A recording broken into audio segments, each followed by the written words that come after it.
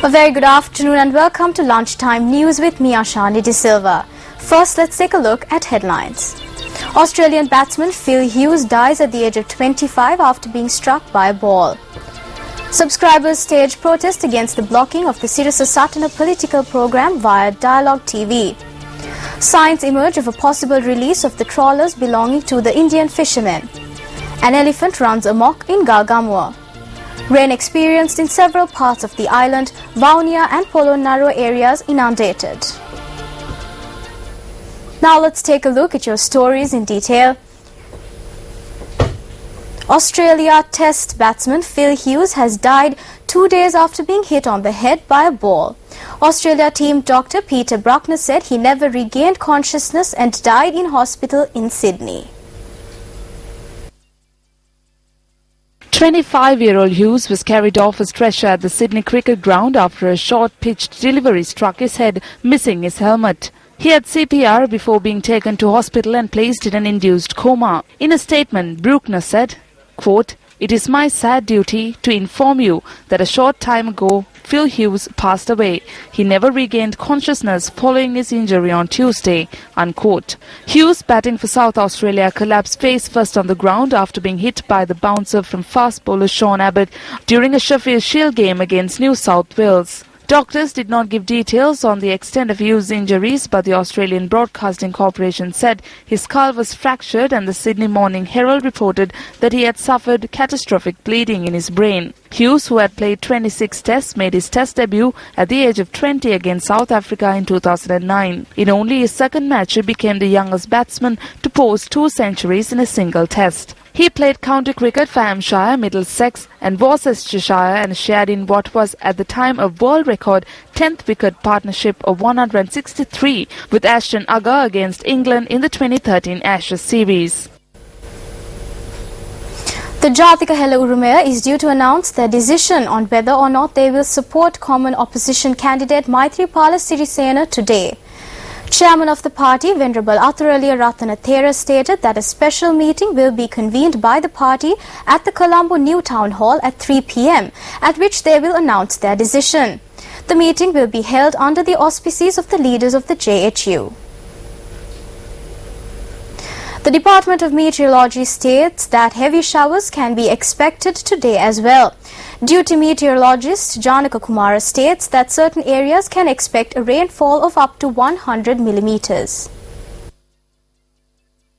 Showers or thundershowers may occur in several areas across the country. Furthermore, heavy showers of more than 100 millimeters are also likely at some places. The Department of Meteorology states that there is a possibility of wind speeds increasing to 70 kilometers per hour at times over the country and surrounding sea areas.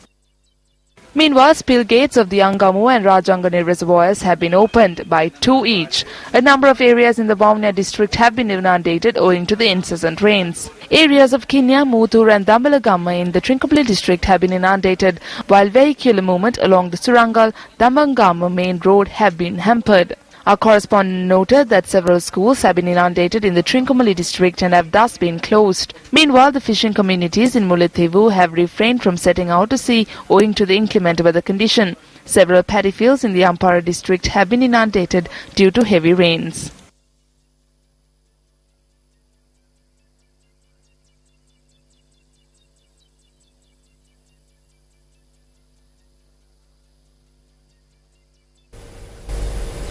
BJP leader Subramaniam Swamy said yesterday that Sri Lankan authorities are considering to secure the swift release of the trawlers belonging to Indian fishermen after carefully verifying documents.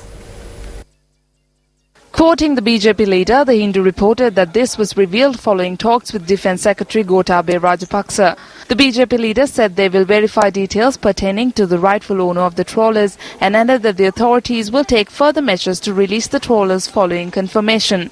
BJP leader Subramaniam Swamy added that a list of consisting names of the fishermen claiming trawlers has been forwarded to the Defence Secretary.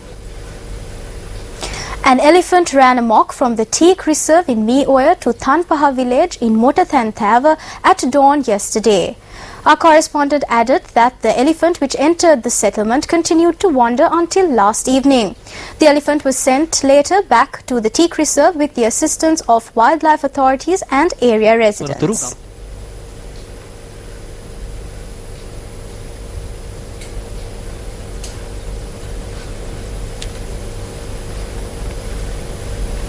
Preliminary investigations by the National Aquatic Resources Research and Development Agency have revealed that the mysterious death of fish in the Devanna Oya is in relation to a certain category of fish.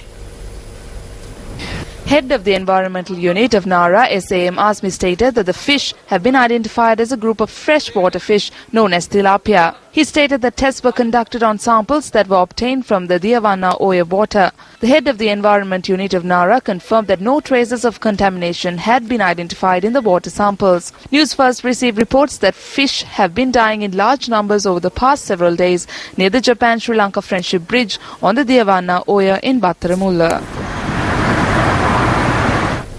Let's now take a look at some news in brief. A body was discovered in close proximity to the old bus halt in Thotalanga this morning. Police state that the body was discovered after they received a call from the 911 emergency hotline at around 6:50 am. The deceased was a 30-year-old and a resident from Grand Pass in Colombo 14. The cause of death is yet to be ascertained. The police have currently placed the body at the police mortuary in order to conduct further examinations. A motorcyclist died in an accident involving a hand tractor when he crashed into the tractor head-on in Vavahamundua, Matara. The police stated that the victim, who was a 28-year-old resident of Ath Rajagama, Kumurugama, was admitted to the Matara hospital, having sustained severe injuries and died thereafter.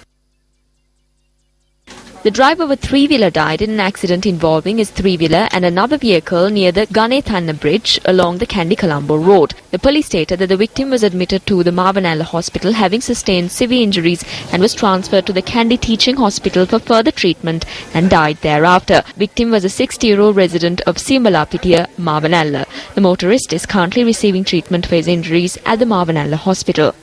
Chairman of the Lanka Private Bus Owners Association, Gamanu Vijayaratne, appeared before the Commission to investigate allegations of bribery and corruption.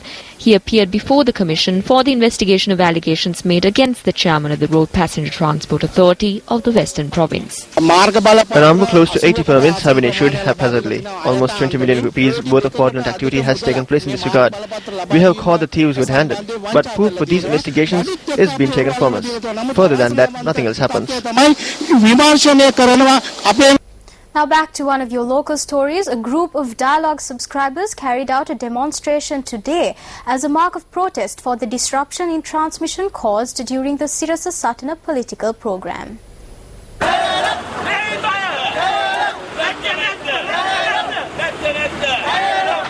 The protest was carried out opposite the Dialogue headquarters. The protesters charged that as paying customers, they were severely inconvenienced due to the disruption in transmission.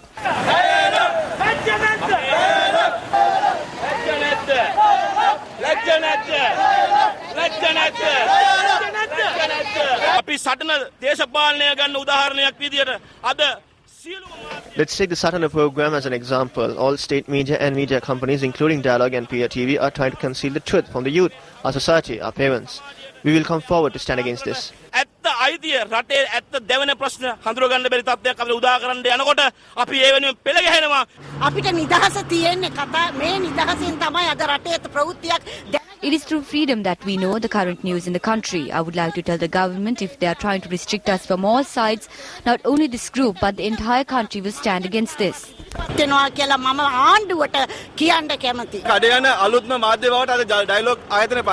Dialogue TV has become one of the cable channel providers. Because of what they did, the public were not able to know the true situation of the country. Through the program Satana, as a Dialogue TV subscriber, I am against the manner in which how Dialogue became directly involved to carry out such a deed.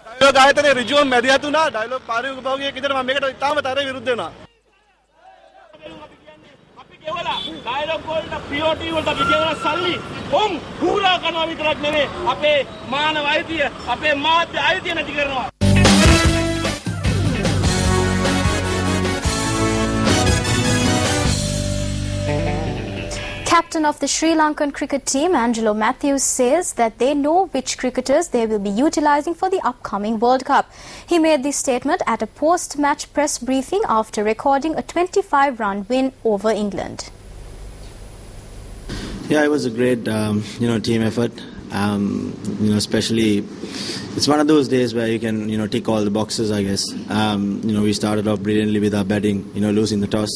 It was challenging conditions. But I thought Kusal and, Dilshan started off brilliantly. They were watchful for the first, few overs and then started, opening up their shots.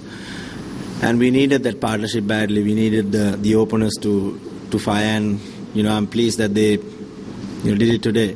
I can see a lot of improvement, especially after the Indian series. We were pretty flat on the field, but today we told ourselves that, we have to lift ourselves up in the field. And I'm pretty pleased the way we went about things, but we still can improve in all three departments. Chasing the mammoth target, England could only post 292 runs all out on the board in 47.1 overs, handing over Sri Lanka a 25-run win. Kusal Pereira, and a brilliant catch. Brilliant catch. In the end, even there, he misjudged. Dilshan 88 and picked up a crucial wicket, outstanding in the field. Universal Pictures has released the first trailer for Jurassic World, a sequel to the 1993 blockbuster Jurassic Park. We leave you with the new trailer for Jurassic World, an action movie that is set 22 years after the events at the legendary dinosaur theme park and sees humans return to a new adventure park. Jurassic World is scheduled for release on the 12th of June 2015.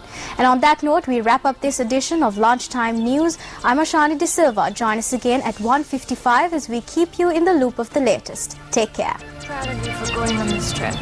You're going to have so much fun. And remember, if something chases you, run.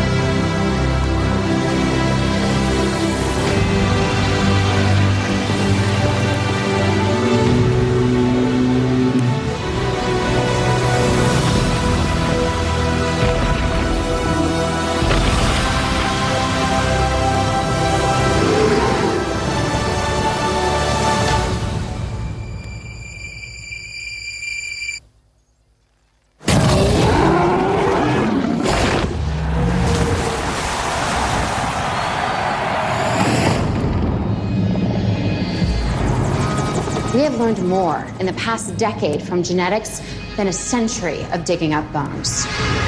A whole new frontier has opened up. We have our first genetically modified hybrid. You just went and made a new dinosaur? Probably not a good idea. Almost 40 feet high. Really think she climbed out? Depends. On what? What kind of dinosaur they cooked up in that lab. Evacuate the island. She's a highly intelligent animal. She will kill anything that moves. Oh, God.